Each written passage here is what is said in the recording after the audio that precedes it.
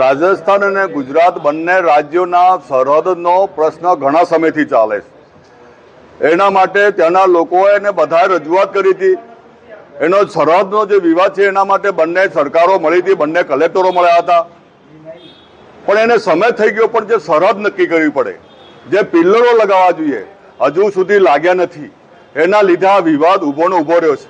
હવે પરિસ્થિતિ એવી પેદા થઈ છે કે જે ગુજરાતના આદિવાસીઓની જે રેવન્યુની જમીન છે, ફોરેસ્ટ ખાતામાં તો રાજસ્થાનના લોકો ઘૂસી જ ગયા છે, પણ રેવન્યુની જમીનની અંદર આદિવાસી ત્યાંના રાજસ્થાનના લોકો ઘૂસી ગયા છે।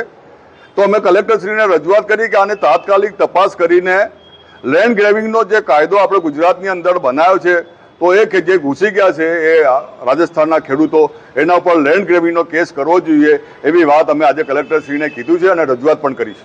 કલેક્ટરશ્રી સાહેબ શું કહેવાય? કલેક્ટરશ્રીએ અમને કીધું છે કે આ વાત તદ્દન સાચી છે અને તાત્કાલિક હું તપાસ કરી અને જે લોકોએ રેવન્યુની જમીન ઉપર કબજો કર્યો છે એને લેન્ડ ગ્રેબિંગનો અમે કેસ કરીશું। અને જે પ્રશ્ન છે બંને સરહદનો, એના માટે પણ જે પિલ્લર લગાવવાના છે, જે બોર્ડર નક્કી થઈ ગઈ છે, પણ જે પિલ્લર લગાવવાના છે એ અમે તાત્કાલિક કરી દઈશું, એ મને કલેક્ટરશ્રીએ અમને કીધું છે।